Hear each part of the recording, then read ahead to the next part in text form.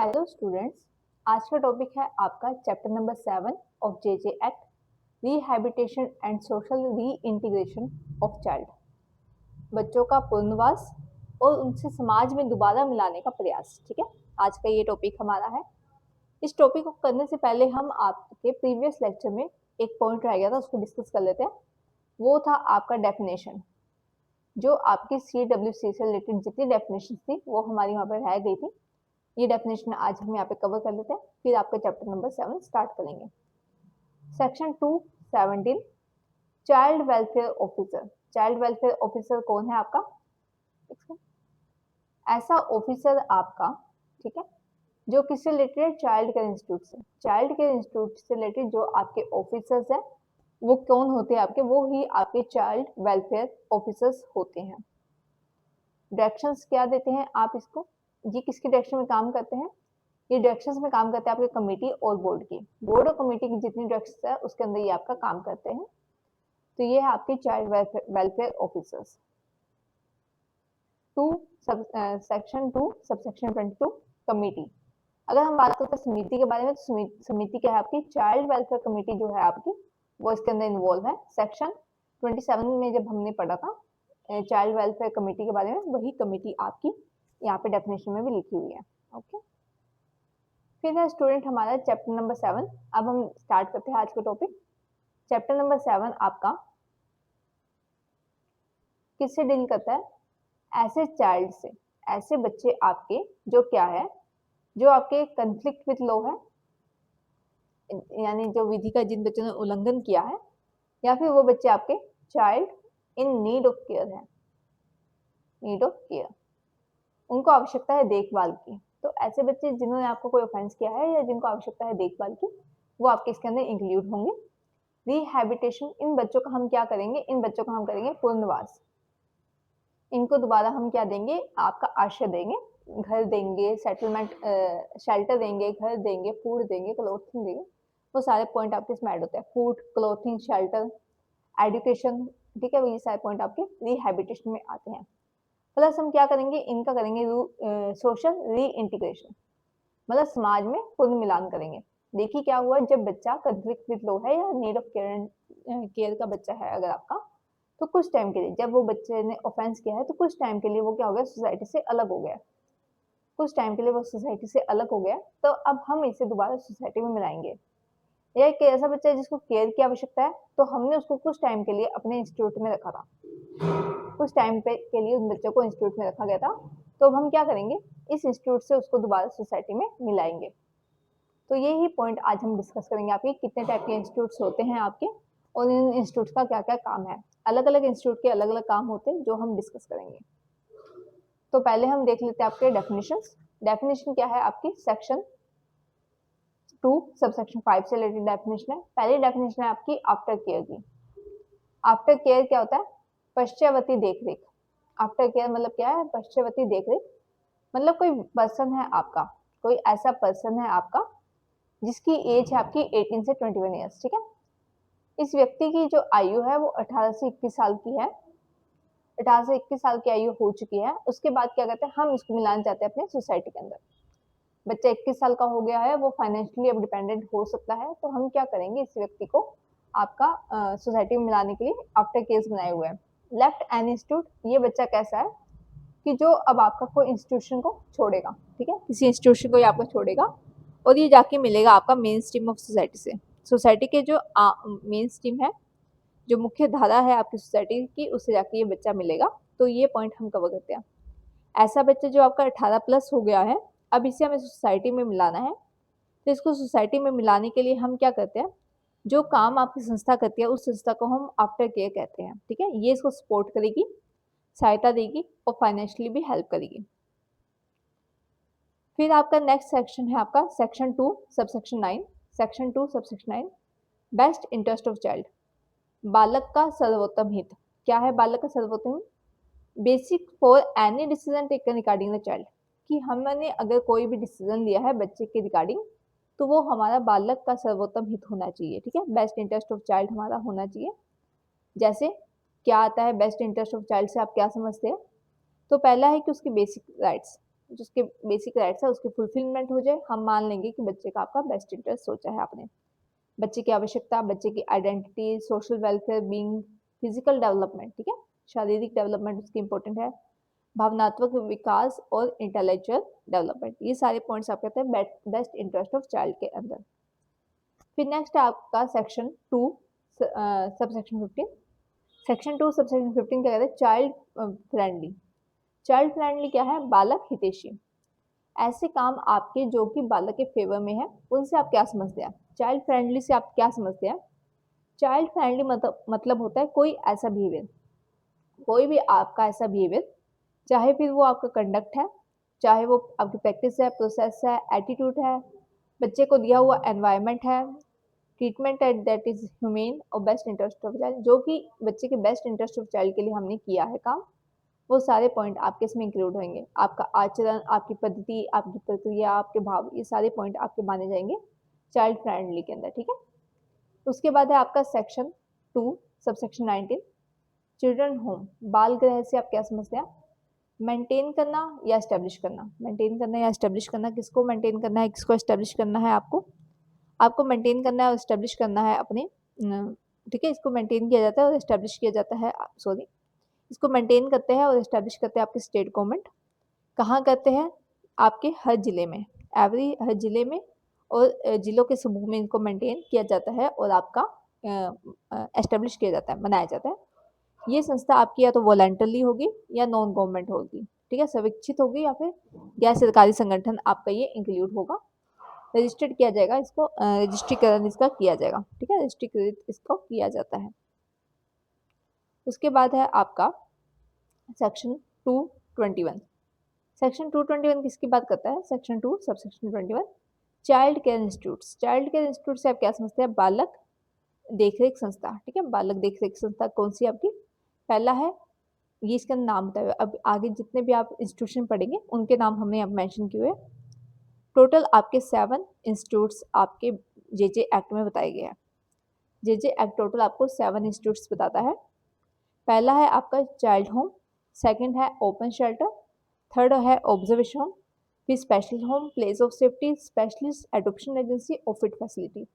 इन्हीं 4 संस्था के बारे में हम आपका 1 बाय 1 पढ़ेंगे। बाल गृह, खुला आश्रय, संप्रेक्षण गृह, विशेष गृह, सुरक्षित स्थान, विशिष्ट दत्तक गृह अभिकरण और सुविधा तंत्र, ठीक है, ये सारे पॉइंट्स आपके आगे 1 बाय 1 हम कवर करेंगे। फिर आपका section 2 subsection 25, child life line service किसको कहते हैं? आप चाइल्ड लाइन सर्विस किसको कहते हैं? जैसे देखिए स्टूडेंट्स, हमारे पास होता है 101 नंबर या 102 नंबर, ये हमारी क्या है? एमरजेंसी नंबर है।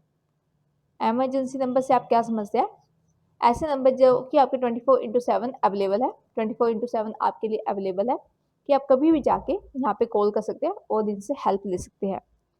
इसी प्रकार से चाइल्ड लाइन सर्विसेज भी आपकी 24/7 एमरजेंसी सर्विसेज है, ठीक है, आपातकालीन पहुंच सेवा आपकी ये है। फिर है आपका सेक्शन 2 सबसेक्शन 27, फिट फैसिलिटीज, उचित सुविधा तंत्र से आप क्या समझते हैं? उचित सुविधा तंत्र, फिट फैसिलिटीज, ये संस्था आपकी चलाई जाती है गवर्नमेंट के द्वारा या किसी कोई इंडिविजुअल भी चला सकता है खुद की इच्छा से, या कोई एनजीओ।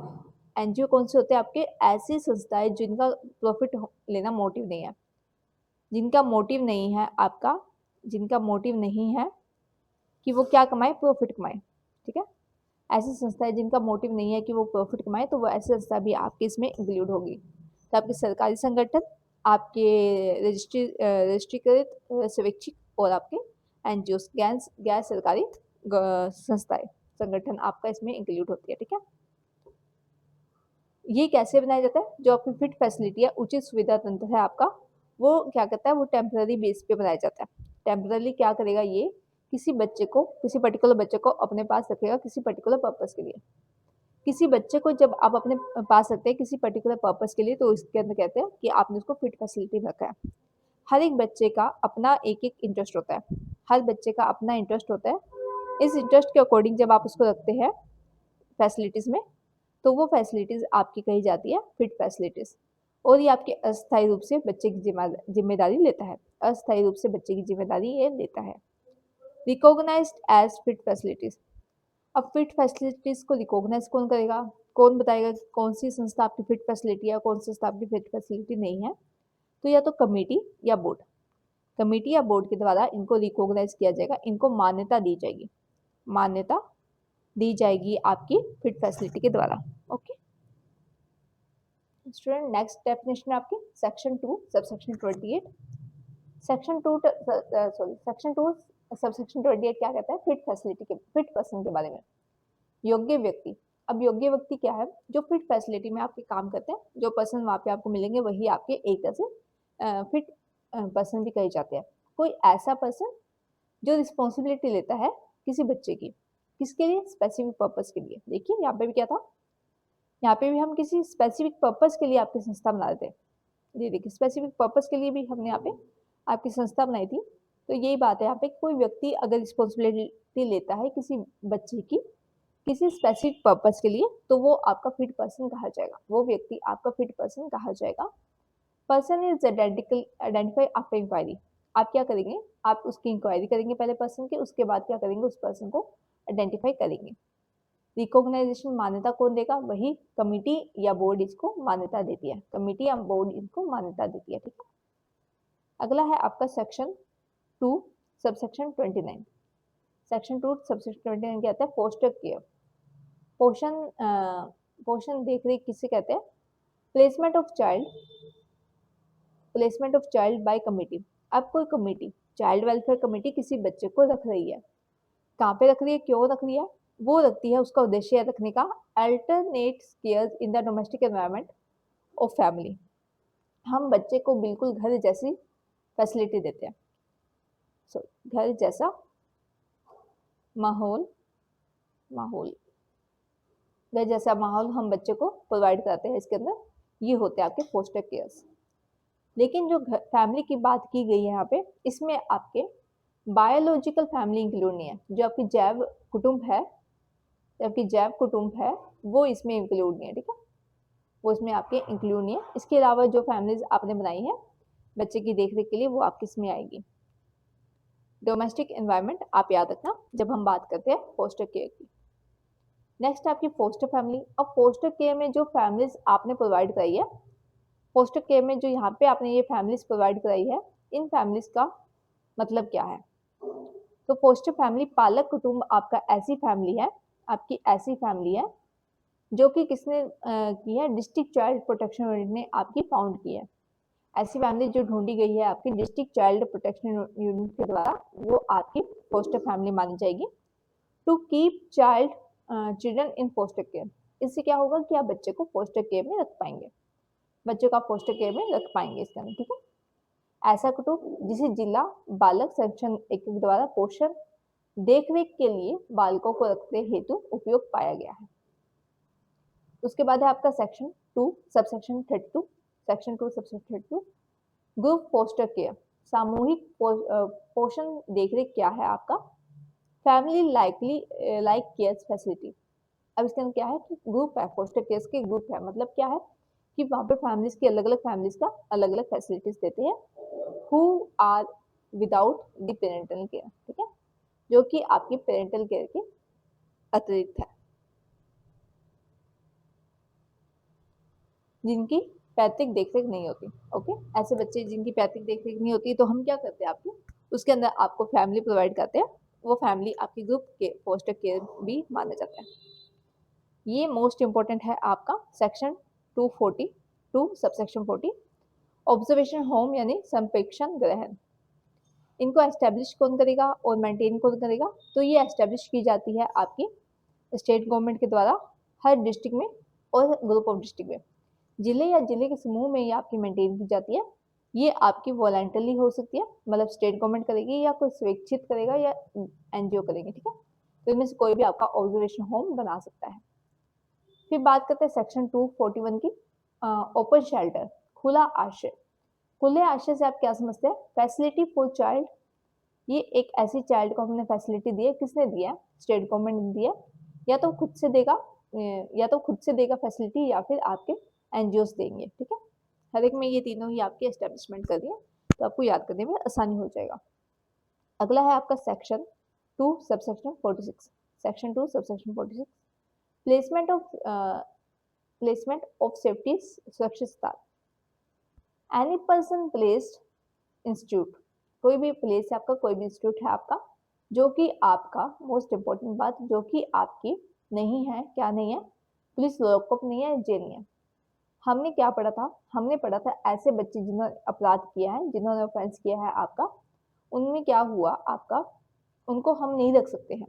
जब हमने देखा कि किसी बच्चे ने आपका अपराध किया है, तो हम उस बच्चे को आपका लॉकअप या जेल में नहीं रखेंगे. लॉकअप या जेल में नहीं रखेंगे, तो उस जगह पे हम बच्चे को कहाँ रखते हैं? हम रखते हैं प्लेस ऑफ सेफ्टी में. ठीक है, बाकी बच्चों के साथ हम उसे भी वहाँ पे रखते हैं, प्लेस ऑफ सेफ्टी में रखते हैं, ना ही उसे पुलिस लॉकअप में रखते हैं, ना ही जेल में रखते हैं. जेल या पुलिस लॉकअप में क्यों नहीं रखा जाता? इससे क्या होता है कि बच्चे को अन्य अपराधी से मिल सकता है. अगर हमने उसको लॉकअप में रखा है या जेल में रखा है, तो वो अन्य अपराधियों से मिलेगा, उसके माइंड पे नेगेटिव इफेक्ट पड़ेगा. ठीक है, तो इसलिए हम क्या करते हैं, उसको प्लेस ऑफ सेफ्टी पे रखते हैं. पुलिस लॉकअप या जेल के अलावा हमने ऐसे इंस्टीट्यूट्स बनाए हुए हैं जहाँ पे उस बच्चे को रखा जाएगा. या तो हम क्या करेंगे, उसको अलग रखेंगे बाकी बच्चों से, या तो उसको अलग रखा जाएगा आपका, या जॉइंटली, या बाकी बच्चों के साथ रखा जाएगा. बाकी बच्चों से या तो अलग रखेंगे आप या फिर इसको साथ रखेंगे बाकी बच्चों के. ऑब्जर्वेशन होम होगा. अगर आपको एक साथ रखना है बच्चों को, तो आप उसको ऑब्जर्वेशन होम भेज सकते हैं, या स्पेशल होम में आप उसको बच्चे को भेज सकते हैं. ठीक है, या तो अलग रखा जाएगा बच्चों से, या फिर बच्चे को एक साथ रखा जाएगा बाकी बच्चों के साथ. तो बाकी बच्चों के साथ जब आप रखेंगे, तो या तो आप उसको ऑब्जर्वेशन होम में भेज दीजिए, या उसको स्पेशल होम में भेज दीजिए. अब बच्चे को भेजने के ऑर्डर कौन देगा? तो ऑर्डर दिया जाता है आपका बोर्ड के द्वारा या चिल्ड्रन कोर्ट के द्वारा. ऑर्डर कौन देगा यहाँ पे? या तो आपको बोर्ड देगी, या फिर आपका चिल्ड्रन कोर्ट देगी. ठीक है, यही बात हमने आपके पहले जब हमने बोर्ड के बारे में पढ़ा था, child in conflict with law पढ़ा था, तो हमने वहाँ पे भी ये बात आपकी की थी. अगला है आपका सेक्शन 2 सबसेक्शन 50. पब्लिक प्लेस, लोक स्थान से आप क्या समझते हैं? इसमें वो चीज भी इंक्लूड है, वो प्लेसेस भी इंक्लूड है जो आपके इस एक्ट में लिखे हुए हैं. इमोरल ट्रैफिक एक्ट 1956 में अगर आपकी कोई पब्लिक प्लेस की जिक्र है, तो वो भी आपका इसमें इंक्लूड होगा. ठीक है, सेक्शन 2 सबसेक्शन 51. रजिस्टर्ड. रजिस्टर्ड का मतलब क्या है कि जो भी आपने सेक्शन 41 के अंदर रजिस्टर कराया या ऑथराइज कराया, वही सेम बात हमने रजिस्टर्ड में की है, रजिस्ट्रेट में की है. Section 2 subsection 56. स्पेशल होम, विशेष गृह से आप क्या समझते हैं? इनको एस्टेब्लिश किया जाता है आपके स्टेट गवर्नमेंट के द्वारा, वॉलंटरी या एनजीओ से आप इसको क्या करेंगे, एस्टेब्लिश करेंगे. ये होंगे आपके child in conflict with law के लिए, who have not committed, who have found committed an offense by order of board. अगर किसी बच्चे को पाया गया है कि उसने कोई ऑफेंस किया है आपका, तो उसे हम कहाँ रखेंगे? उसे हम रखेंगे स्पेशल होम्स में, और ये होम्स बनाए जाएंगे आपके स्टेट गवर्नमेंट के द्वारा या वॉलंटरी या एनजीओ के द्वारा. ठीक है, इनके द्वारा ये बोर्ड आपके बनाए जाएंगे. उसके बाद है आपका section 2 sub section 58. Sponsorship. Sponsorship से क्या मतलब है? देखिए, अब बच्चा हो गया है आपका बड़ा, 18 प्लस आपका बच्चा हो गया है, या फिर वो जब इंस्टीट्यूट में है, तो या तो आप इंस्टीट्यूट को हेल्प करेंगे. ठीक है, इंस्टीट्यूट को आप हेल्प करेंगे, या बच्चे को आप डायरेक्टली हेल्प करेंगे. किसके लिए हेल्प करेंगे? बच्चे को आप या तो डायरेक्टली हेल्प करें, इंस्टीट्यूट में उनको, इंस्टीट्यूट को पैसे देते हैं आप. किसके लिए देते हैं? ताकि बच्चों का फाइनेंशियल हेल्प हो, बच्चों को एजुकेशन मिले, मेडिकल हेल्प हो बच्चे की, और डेवलपमेंट हो बच्चे का. ठीक है, इनके लिए जब हम पैसे देते हैं, सप्लीमेंट्री सपोर्ट देते हैं, तो उसको हम स्पॉन्सरशिप कहते हैं, उनको हम क्या कहते हैं? स्पॉन्सरशिप कहते हैं. तो स्टूडेंट, ये थी आपकी डेफिनेशन. काफ़ी वाइड पोर्शन है आपका जेजे एक्ट में डेफिनेशन का, काफ़ी ज़्यादा डेफिनेशन ये अपने अंदर लेके बैठा हुआ है. ठीक है, अभी तक आप देखिए हमने 58 डेफिनेशन तो पढ़ लिया, इसके अलावा भी और है, तो मतलब कि काफ़ी वाइड सेक्शन आपका डेफिनेशन पोर्शन कवर करता है. अब हम देखते हैं आपका chapter number 7. Chapter number 7 chapter number 7 rehabilitation and social reintegration cover करता है आपका सेक्शन 39 से लेकर 55 तक. Section 39 process of rehabilitation and social reintegration, पुनर्वास और समाज में पुनर्मिलान की प्रक्रिया based on individual care plans of child. इसमें क्या होगा स्टूडेंट आपका, हम किसी व्यक्ति, किसी पर्सन को आपका पुनर्वास करेंगे या समाज में मिलाएंगे. तो जब हम ऐसी चीजें करते हैं, तो हम पहले क्या नोटिस करेंगे? हम पहले देखेंगे उस पर्सन का, उस इंडिविजुअल बच्चे का क्या केयर प्लान है. सब बच्चों की अलग अलग आवश्यकता है, अलग अलग नीड्स है बच्चों की, तो उसके अकॉर्डिंग हम प्लान्स बनाएंगे. उस प्लान पे काम करके हम क्या करेंगे, इंडिविजुअल बच्चे के लिए इंडिविजुअल प्लान्स के अकॉर्डिंग बच्चे को रीइंटीग्रेट करेंगे। रीस्टोरेशन टू फैमिली, हमारा पहला मोटिव होगा कि हम बच्चे को रीस्टोर करें। फर्स्ट जो हमारा उद्देश्य रहेगा, ऑब्जेक्टिव रहेगा, वो रहेगा बच्चे को रीस्टोर करने का।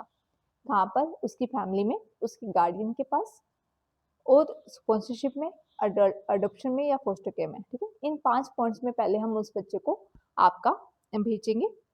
हमारा पहला मोटिव यही रहेगा कि हम बच्चे को यहाँ भेजें। ठीक है, अगर बच्चे को यहाँ नहीं भेजा जाता फिर हम बाकी इंस्टीट्यूशन में बच्चे को भेजेंगे।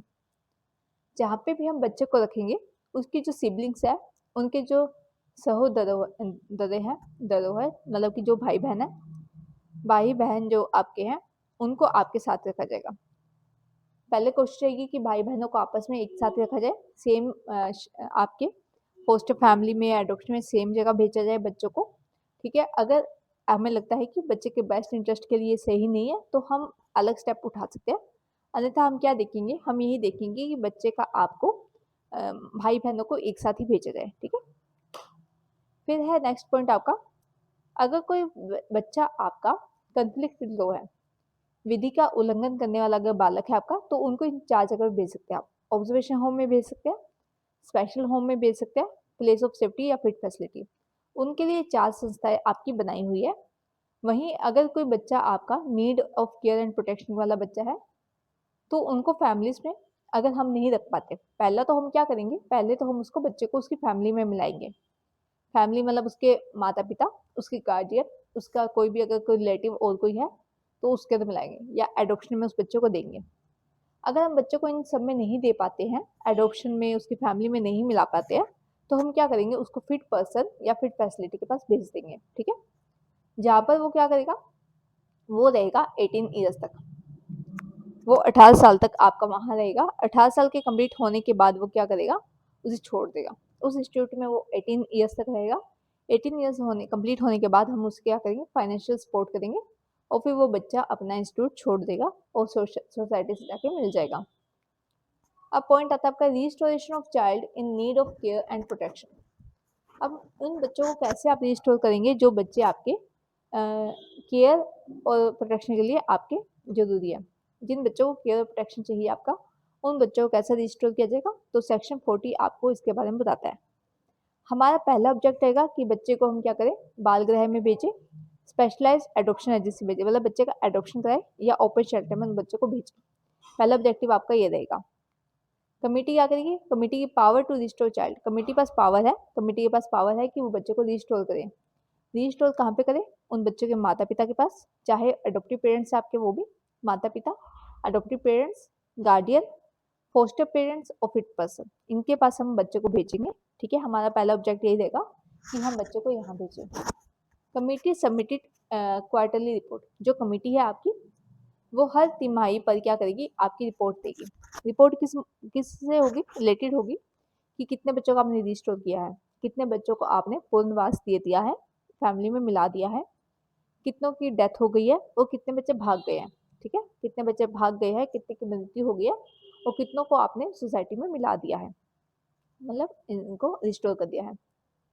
रिस्टोर टू किसको किया है आपने, वही बात जो यहाँ पे आपके चार्ट बना हुआ, यही चार्ट वाली बात है यहाँ पे, कि हम पेरेंट्स को हमने दिया है, एडॉप्टिव पेरेंट्स को, फोस्टर पेरेंट्स को, गार्डियन को या फिट पर्सन को रिस्टोर आप कर सकते हैं।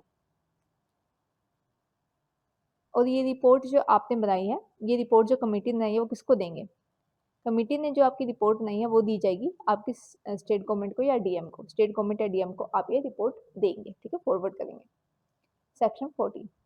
स्टूडेंट ये टॉपिक आपका इजी है, लेकिन इसमें पॉइंट्स इतने छोटे छोटे ना कि आपको याद करना में थोड़ी डिफिकल्टी हो जाएगी। ठीक है, किसमें कौन सी बात है, किसमें कौन सी बात है, लेकिन अगर समझने में आते तो ये आपको इजीली समझ आ जाएगा। ठीक है, कि कैसे बच्चे को रिस्टोर किया जाएगा, कैसे उसको फैमिली में लाया जाएगा, ये सारी बातें इजी है समझनी, बट याद करने में उतनी ही डिफिकल्ट है। तो जे मेनली आपका मेमोरी बेस्ड एक्ट है, जिसमें आपको याद करने में बहुत ज़्यादा डिफिकल्टी होती है।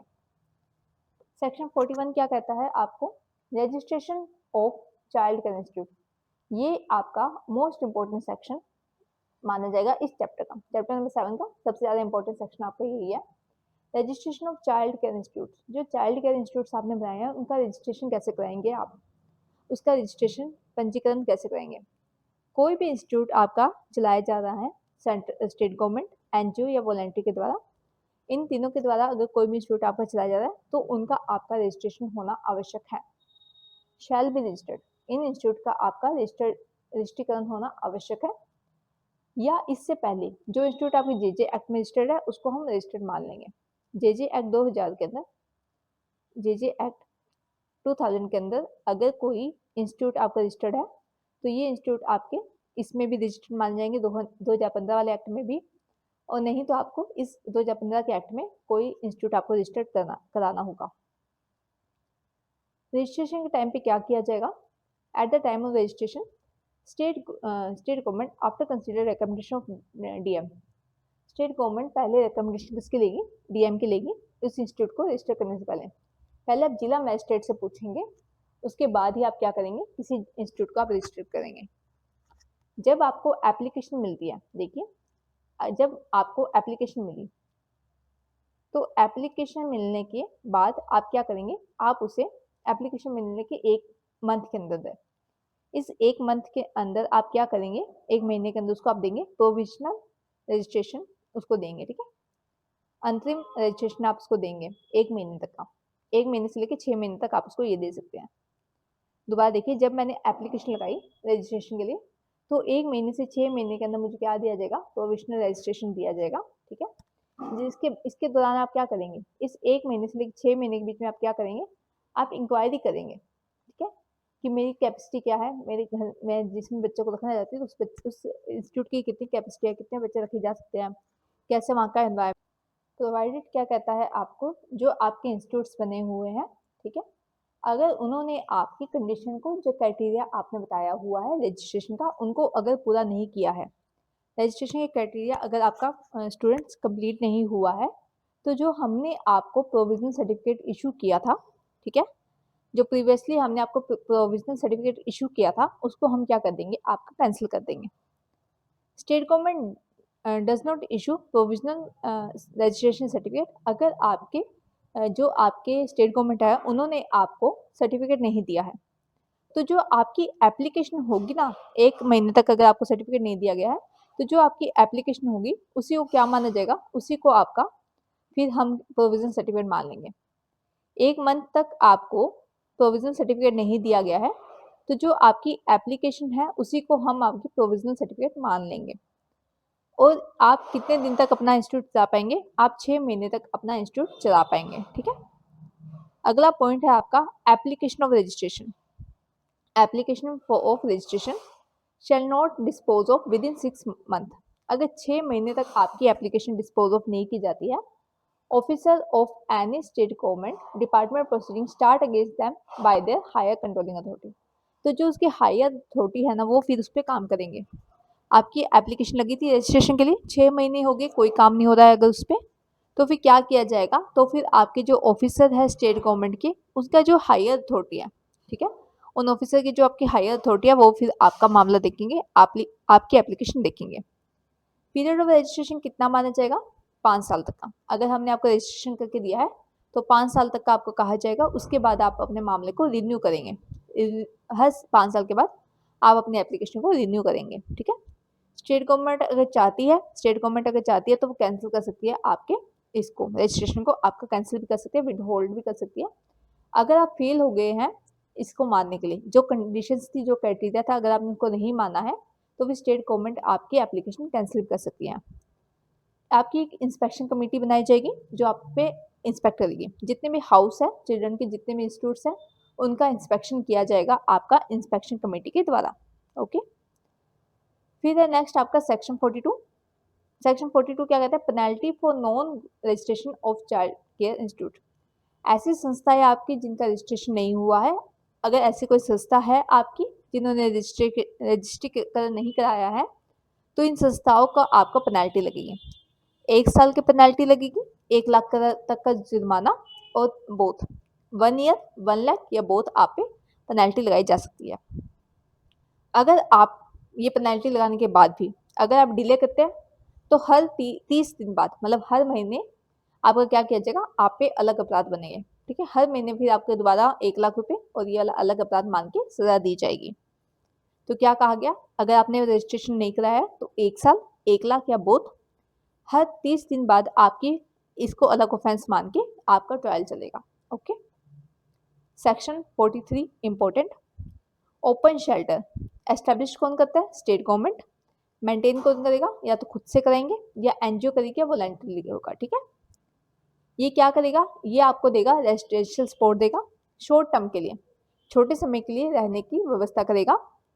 शैल सेंड एवरी मंथ इंफॉर्मेशन, हर मंथ ये क्या करेगा, हर महीने अपनी इंफॉर्मेशन भेजेगा, किसको, डिस्ट्रिक्ट चाइल्ड प्रोटेक्शन यूनिट को या कमेटी को। डिस्ट्रिक्ट चाइल्ड प्रोटेक्शन यूनिट को आपके हर महीने इंफॉर्मेशन भेजी जाएगी और कमेटी को आपको हर महीने इंफॉर्मेशन दी जाएगी। उसके बाद है section 44 foster care. Foster care मतलब पोषण देख रेख इन अ फैमिली। आपने क्या देखा था, फोस्टर केयर आपको फैमिली जैसा एनवायरनमेंट देती है। फैमिली के जैसा एनवायरनमेंट आपको फोस्टर केयर में मिलता है, फैमिली या फिर अनरिलेटेड फैमिली। ठीक है।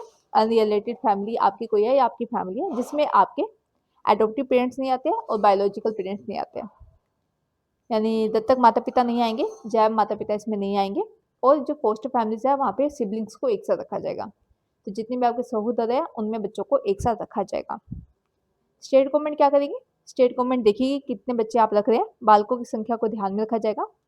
Provide monthly fund, state government monthly fund देगी, महीने दर महीने आपको पैसे दिए जाएंगे। देगा कौन, डिस्ट्रिक्ट चाइल्ड प्रोटेक्शन यूनिट देगा, मतलब स्टेट गवर्नमेंट इनको देगी, ये आपको देंगे।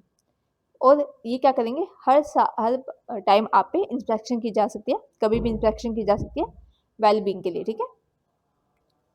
सेक्शन 44, अब इसका कंटिन्यू पार्ट है आपका।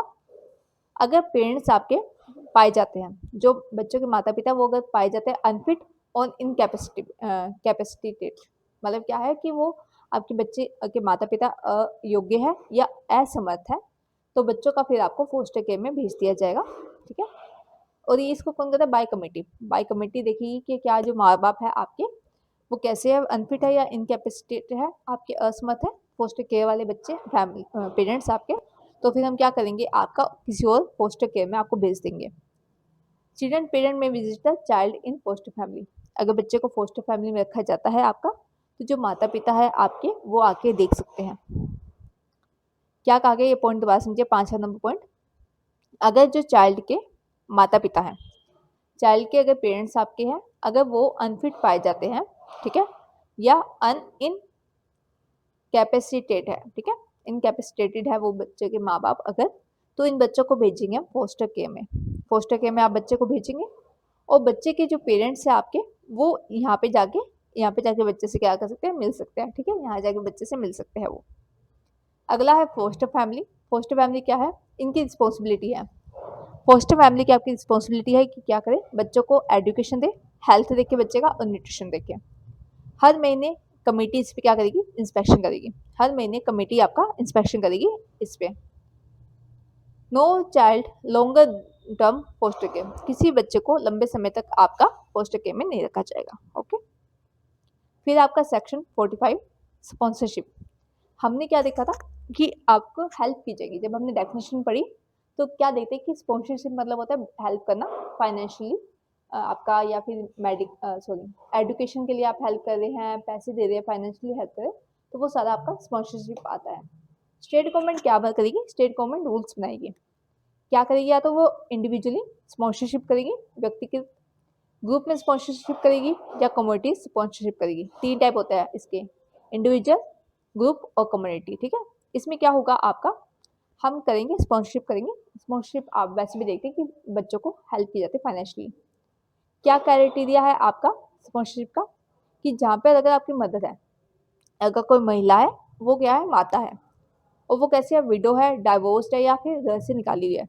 विडो है, डाइवोर्स्ड है, विधवा है, या फिर आपकी डाइवोर्स्ड है या घर से उसको निकाला हुआ है, तो हम उस महिला को आपका स्पॉन्सरशिप देंगे ताकि वो अपने बच्चे का हेल्प कर सके, मतलब बच्चे को पाल सके। ठीक है। अगला है आपका वेयर चाइल्ड है, जहाँ पर बच्चा आपका ऑर्फन है, ठीक है, ऑर्फन है, या फिर वो अपनी फैमिली से अलग रहता है, लिविंग विथ एक्सटेंडेड फैमिली। ठीक है, तो हम बच्चे को क्या करेंगे, स्पॉन्सरशिप देंगे।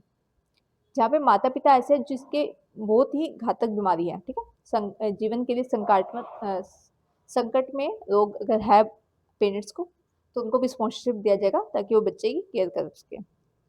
जहाँ पे पेरेंट्स आपके इनकैपेसिटेटेड है, एक्सीडेंट हो गया है, दुर्घटना के कारण अशक्त हो गए हैं, तो या फिर वो अपने बच्चे की केयर नहीं कर पा रहे फाइनेंशियली और फिजिकली, तो हम वहाँ पे स्पॉन्सरशिप देंगे।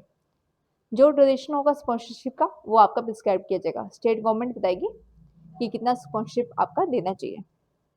Section 47 important, after care of children living child care institute. अगर कोई बच्चा आपका चाइल्ड केयर इंस्टीट्यूट में रहता है तो उसे 18 के बाद, जैसे उसने 18 ईयर्स आपके कंप्लीट कर लिया, उसको हम फाइनेंशियल सपोर्ट देंगे ताकि वो सोसाइटी में जाके मिल सके, खुद का काम स्टार्ट कर सके, सोसाइटी में मिल सके। ठीक है, नेक्स्ट है आपका section 47 observation home.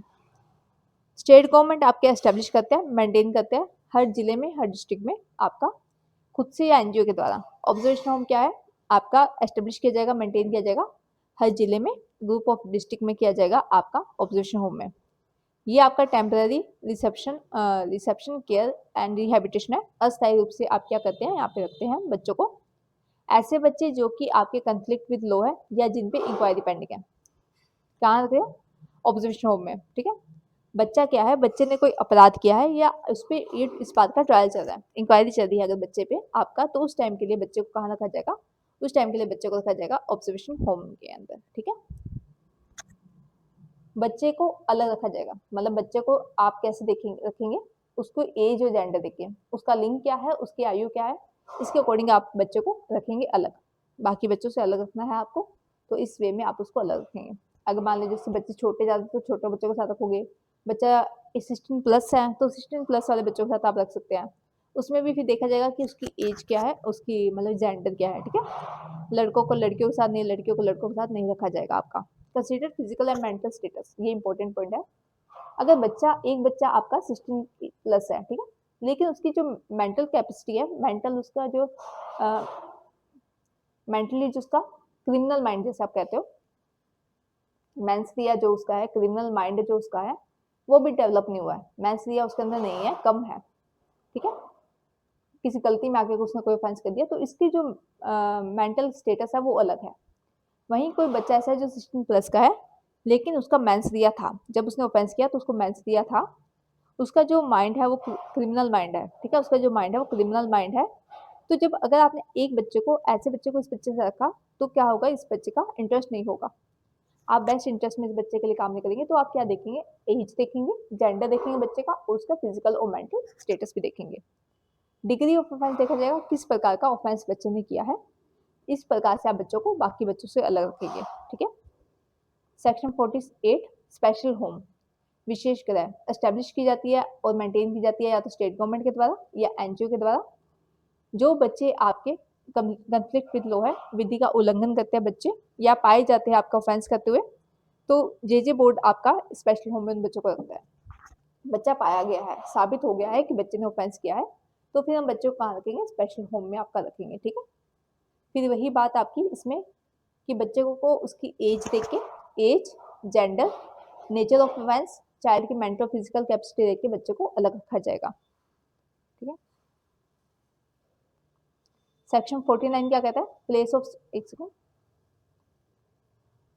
Special home थे आपके। Section 49 place of safety, state government आपके हर जगह पे एक प्लेस ऑफ सेफ्टी बनाएगा, जहाँ पे जो बच्चा आपका वो 18+ होगा, या फिर बच्चा आपका 16 से 18 ईयर्स का होगा। बच्चा या तो आपका 16 से 18 ईयर्स का बच्चा है, आपका 16 से 18 साल का बच्चा है आपका, उसने कैसा किया, जघन्य अपराध किया है, हीनियस ऑफेंस किया है, तो उसको फिर प्लेस ऑफ सेफ्टी में रखा जाएगा।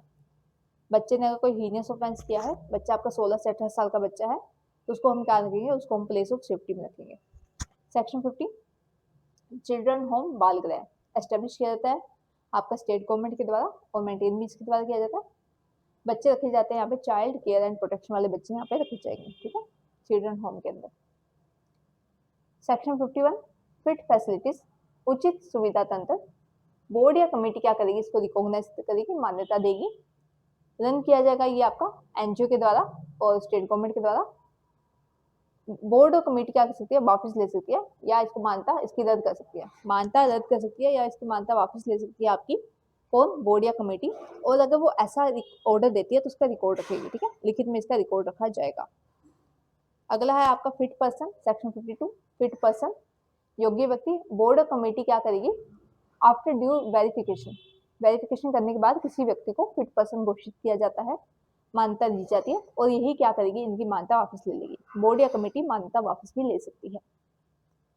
अगला है आपका section 53, rehabilitation and reintegration service institute registered under act and management. इस अधिनियम के अधीन रजिस्ट्रीकृत में पुनर्वास और पुनर्मिलान की सेवा या उनका प्रबंध। इसके अंदर क्या किया जाता है? अगर आपने किसी को इंस्टीट्यूट बनाया है तो वो क्या करेंगे? वो सर्विस देंगे, ठीक है, आपको पहली बात वो सर्विस देंगे। वो देखेंगे फूड, शेल्टर, क्लोथिंग, मेडिसिन के बारे में, रोटी कपड़ा मकान और मेडिसिन आपका देखा जाएगा। इक्विपमेंट्स, अगर कोई बच्चा आपका मेंटली या फिजिकली डिसेबल है या उसको कोई इक्विपमेंट की आवश्यकता है, कोई आपका उसको जैसे व्हील चेयर चाहिए हो सकती है, उसको या तो प्रोस्थेटिक डिवाइसेस चाहिए होते हैं, मतलब हाथ नहीं है बच्चे के, पैर नहीं है बच्चे का, तो जो वहाँ पे जो आपके डिवाइस यूज़ किए जाते हैं, तो अगर वो डिवाइस चाहिए बच्चे को तो हेयरिंग एड चाहिए, सुन नहीं सकता तो सुनने वाली मशीन, ब्रेल किट्स मतलब बच्चा देख नहीं सकता तो वो ब्रेल लिपि में जो किट्स आती है वो, या कोई अन्य उसको सुविधा चाहिए तो वो भी संसाधन हम उसको प्रोवाइड कराएंगे। एडुकेशन दी जाएगी बच्चे को, जो बच्चा आपका 6 से 14 साल का बच्चा अगर है तो, और इसको किस एक्ट में दी जाएगी? एक्ट आपका है 2009 का। बच्चे की स्किल डेवलपमेंट होगी, लीगल एड दी जाएगी, बस रजिस्ट्रेशन किया जाएगा, ठीक है। हर इंस्टीट्यूट को मेंटेन कौन करेगा? कमेटी आपकी मेंटेन करेगी हर इंस्टीट्यूट को, सारे इंस्टीट्यूट्स को आपका मेंटेन किया जाएगा कमेटी के द्वारा। ऑफिसर इंचार्ज ऑफ पुलिस आपका जो है, सॉरी, ऑफिसर इंचार्ज जो है आपका कमेटी का, इंस्टीट्यूट का, वो क्या करेगा? अगर बच्चा आपका 6 साल से ज़्यादा का है तो उसको चिल्ड्रन कमेटी में भेज देगा। इंस्टीट्यूट का अगर आपका ऑफिसर है तो क्या करेगा कि बच्चा जब उसका 6 साल से ज़्यादा का बच्चा है आपका, तो वो उसको चिल्ड्रन कमेटी में भेज देगा, ठीक है। फिर वो डिसाइड करेंगे कि बच्चे को कहाँ रखा जाए। 6 साल से पहले क्या होता है? बच्चे को अडॉप्शन में देने का प्रयास किया जाता है कि बच्चे को कोई अडॉप्टेड करके ले जाए। अडॉप्शन नहीं होता है बच्चे का तो क्या किया जाता है? फिर उसको हम इंस्टीट्यूट्स में भेज देते हैं, ठीक है। सेक्शन 54 क्या कहता है आपका? Inspection of institute registered under this act. अब जितने भी इंस्टीट्यूट्स आपके बने हुए हैं इस एक्ट के अंदर, उनका क्या किया जाएगा? रजिस्ट्रेशन किया जाएगा। तो रजिस्ट्रेशन करेगा कौन? कैसे की जाएगी? तो आपकी एक संस्था बनाई जाएगी, स्टेट गवर्नमेंट इम्पैक्ट इंस्पेक्शन किया जाएगा, ठीक है। रजिस्ट्रेड जितने भी आपके इंस्टीट्यूट है उनका इंस्पेक्शन किया जाएगा और उनकी क्या बनाई जाएगी? निरीक्षण की संस्था बनाई जाएगी, ठीक है, निरीक्षण किया जाएगा। तो स्टेट गवर्नमेंट क्या करेगी? आपकी एक कमेटी अपॉइंट करेगी जो कि होगी आपकी इंस्पेक्शन कमेटी। इसमें आपके क्या होंगे? 3 मेंबर्स होंगे, ठीक है। इनमें आपके 3 मेंबर्स होंगे, जिसमें से एक महिला होगी आपकी और एक आपका मेडिकल ऑफिसर होगा, और जो इसका कंडक्ट है वो एटलीस्ट 1 in 3 मंथ आपका चेक किया जाएगा। आप हर एक इंस्टीट्यूट का जितना भी कंडक्ट है, जो भी उनका आचरण है, उनको हर 3 महीने में एक बार आप उसको चेक करेंगे। सबमिट रिपोर्ट, आप क्या करेंगे? रिपोर्ट सबमिट कराएंगे विद इन अ वीक, एक वीक के अंदर आप अपनी रिपोर्ट सबमिट करेंगे डीएम को। आपने कहीं का इंस्पेक्शन किया है, इंस्पेक्शन करने के 1 हफ्ते के अंदर आप डीएम को यानी जिला मजिस्ट्रेट को अपनी रिपोर्ट पेश कराएंगे, ठीक है। Last section, section 55, evolution of functioning of structures. संरचनाओं का कार्यक्रम का मूल्यांकन state government, central government, state government और डीएम क्या करेगी? आपका स्ट्रक्चर्स बनाएंगे, ठीक है, स्ट्रक्चर बनाएंगे।